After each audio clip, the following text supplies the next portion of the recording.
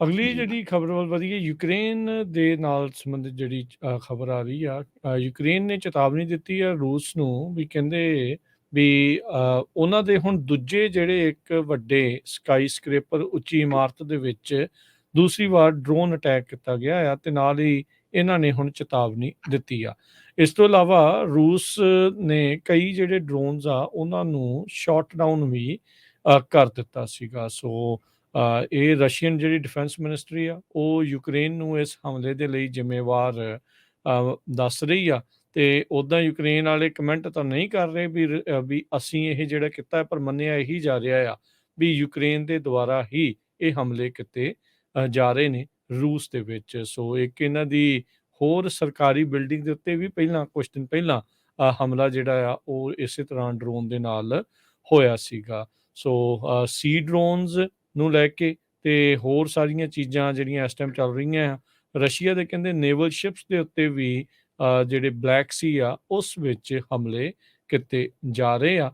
ਤੇ ਰੂਸ ਤੇ ਇੱਥੋਂ ਤੱਕ ਵੀ ਦਾਅਵਾ ਕਰ ਰਿਹਾ ਆ ਵੀ ਸਿਵਿਲੀਅਨ ਸ਼ਿਪਸ ਨੂੰ ਵੀ ਟਾਰਗੇਟ ਕੀਤਾ ਜਾ ਰਿਹਾ ਆ, ਜਿਸ ਨੂੰ ਇਹਨਾਂ ਨੇ ਯੂਕਰੇਨ ਵਾਲਿਆਂ ਨੇ ਰੱਦ ਕੀਤਾ ਹੈ। ਯੂਕਰੇਨ ਦੇ ਵਿੱਚ ਇਹ ਜਿਹੜਾ ਰੂਸ ਨੇ ਕਿਹਾ ਸੀਗਾ ਵੀ ਅਸੀਂ ਛੋਟੀ ਜੀ ਜਾਂ ਬਹੁਤ ਹੀ ਥੋੜੇ ਸਮੇਂ ਦੇ ਲਈ ਇੱਕ ਸਪੈਸ਼ਲ ਅਟੈਕ ਕਹਿ ਲਓ ਵੀ ਉਹ ਕਰਨਾ ਆ, ਮਿਲਟਰੀ ਆਪਰੇਸ਼ਨ ਕਰਨਾ ਆ, ਪਰ ਉਸ ਨੂੰ ਚੱਲਦਿਆਂ 500 ਦਿਨ ਤੋਂ ਵੱਧ ਦਾ ਵਕਫਾ ਹੋ ਚੁੱਕਾ ਆ।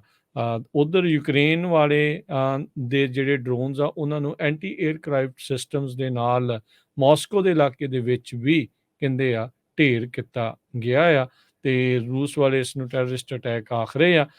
ਪਰ ਆਪਾਂ ਨੂੰ ਇਹ ਵੀ ਪਤਾ ਹੈ ਨਾਲ ਦੇ ਨਾਲ ਵੀ ਯੂਕਰੇਨ ਦੇ ਉੱਤੇ ਵੀ ਲਗਾਤਾਰ ਇਹਨਾਂ ਨੇ ਹਮਲੇ ਜਿਹੜੇ ਉਹ ਜਾਰੀ ਕੀਤੇ ਆ।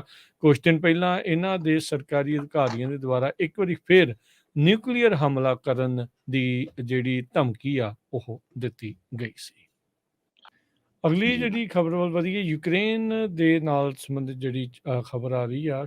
ਯੂਕਰੇਨ ਨੇ ਚੇਤਾਵਨੀ ਦਿੱਤੀ ਆ ਰੂਸ ਨੂੰ, ਵੀ ਕਹਿੰਦੇ ਵੀ ਉਹਨਾਂ ਦੇ ਹੁਣ ਦੂਜੇ ਜਿਹੜੇ ਇੱਕ ਵੱਡੇ ਸਕਾਈ ਸਕ੍ਰੇਪਰ ਉੱਚੀ ਇਮਾਰਤ ਦੇ ਵਿੱਚ ਦੂਸਰੀ ਵਾਰ ਡਰੋਨ ਅਟੈਕ ਕੀਤਾ ਗਿਆ ਆ, ਤੇ ਨਾਲ ਹੀ ਇਹਨਾਂ ਨੇ ਹੁਣ ਚੇਤਾਵਨੀ ਦਿੱਤੀ ਆ।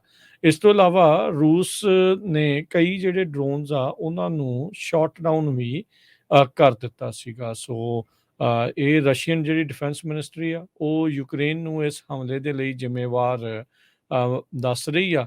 ਤੇ ਉੱਦਾਂ ਯੂਕਰੇਨ ਵਾਲੇ ਕਮੈਂਟ ਤਾਂ ਨਹੀਂ ਕਰ ਰਹੇ ਵੀ ਅਸੀਂ ਇਹ ਜਿਹੜਾ ਕੀਤਾ ਹੈ, ਪਰ ਮੰਨਿਆ ਇਹੀ ਜਾ ਰਿਹਾ ਆ ਵੀ ਯੂਕਰੇਨ ਦੇ ਦੁਆਰਾ ਹੀ ਇਹ ਹਮਲੇ ਕੀਤੇ ਜਾ ਰਹੇ ਨੇ ਰੂਸ ਦੇ ਵਿੱਚ। ਸੋ ਇੱਕ ਇਹਨਾਂ ਦੀ ਹੋਰ ਸਰਕਾਰੀ ਬਿਲਡਿੰਗ ਦੇ ਉੱਤੇ ਵੀ ਪਹਿਲਾਂ ਕੁਝ ਦਿਨ ਪਹਿਲਾਂ ਹਮਲਾ ਜਿਹੜਾ ਆ ਉਹ ਇਸੇ ਤਰ੍ਹਾਂ ਡਰੋਨ ਦੇ ਨਾਲ ਹੋਇਆ ਸੀਗਾ। ਸੋ ਸੀ ਡਰੋਨਸ ਨੂੰ ਲੈ ਕੇ ਤੇ ਹੋਰ ਸਾਰੀਆਂ ਚੀਜ਼ਾਂ ਜਿਹੜੀਆਂ ਇਸ ਟਾਈਮ ਚੱਲ ਰਹੀਆਂ ਆ, ਰਸ਼ੀਆ ਦੇ ਕਹਿੰਦੇ ਨੇਵਲ ਸ਼ਿਪਸ ਦੇ ਉੱਤੇ ਵੀ ਜਿਹੜੇ ਬਲੈਕ ਸੀ ਆ ਉਸ ਵਿੱਚ ਹਮਲੇ ਕੀਤੇ ਜਾ ਰਹੇ ਆ। ਤੇ ਰੂਸ ਤੇ ਇੱਥੋਂ ਤੱਕ ਵੀ ਦਾਅਵਾ ਕਰ ਰਿਹਾ ਆ ਵੀ ਸਿਵਿਲੀਅਨ ਸ਼ਿਪਸ ਨੂੰ ਵੀ ਟਾਰਗੇਟ ਕੀਤਾ ਜਾ ਰਿਹਾ ਆ, ਜਿਸ ਨੂੰ ਇਹਨਾਂ ਨੇ ਯੂਕਰੇਨ ਵਾਲਿਆਂ ਨੇ ਰੱਦ ਕੀਤਾ ਹੈ। ਯੂਕਰੇਨ ਦੇ ਵਿੱਚ ਇਹ ਜਿਹੜਾ ਰੂਸ ਨੇ ਕਿਹਾ ਸੀਗਾ ਵੀ ਅਸੀਂ ਛੋਟੀ ਜੀ ਜਾਂ ਬਹੁਤ ਹੀ ਥੋੜੇ ਸਮੇਂ ਦੇ ਲਈ ਇੱਕ ਸਪੈਸ਼ਲ ਅਟੈਕ ਕਹਿ ਲਓ ਵੀ ਉਹ ਕਰਨਾ ਆ, ਮਿਲਟਰੀ ਆਪਰੇਸ਼ਨ ਕਰਨਾ ਆ, ਪਰ ਉਸ ਨੂੰ ਚੱਲਦਿਆਂ 500 ਦਿਨ ਤੋਂ ਵੱਧ ਦਾ ਵਕਫਾ ਹੋ ਚੁੱਕਾ ਆ। ਉਧਰ ਯੂਕਰੇਨ ਵਾਲੇ ਦੇ ਜਿਹੜੇ ਡਰੋਨਸ ਆ ਉਹਨਾਂ ਨੂੰ ਐਂਟੀ ਏਅਰਕ੍ਰਾਫਟ ਸਿਸਟਮਸ ਦੇ ਨਾਲ ਮਾਸਕੋ ਦੇ ਇਲਾਕੇ ਦੇ ਵਿੱਚ ਵੀ ਕਹਿੰਦੇ ਆ ਢੇਰ ਕੀਤਾ ਗਿਆ ਆ। ਤੇ ਰੂਸ ਵਾਲੇ ਇਸ ਨੂੰ ਟੈਰਰਿਸਟ ਅਟੈਕ ਆਖ ਰਹੇ ਆ। ਪਰ ਆਪਾਂ ਨੂੰ ਇਹ ਵੀ ਪਤਾ ਹੈ ਨਾਲ ਦੇ ਨਾਲ ਵੀ ਯੂਕਰੇਨ ਦੇ ਉੱਤੇ ਵੀ ਲਗਾਤਾਰ ਇਹਨਾਂ ਨੇ ਹਮਲੇ ਜਿਹੜੇ ਉਹ ਜਾਰੀ ਕੀਤੇ ਆ। ਕੁਝ ਦਿਨ ਪਹਿਲਾਂ ਇਹਨਾਂ ਦੇ ਸਰਕਾਰੀ ਅਧਿਕਾਰੀਆਂ ਦੇ ਦੁਆਰਾ ਇੱਕ ਵਾਰੀ ਫਿਰ ਨਿਊਕਲੀਅਰ ਹਮਲਾ ਕਰਨ ਦੀ ਜਿਹੜੀ ਧਮਕੀ ਆ ਉਹ ਦਿੱਤੀ ਗਈ ਸੀ।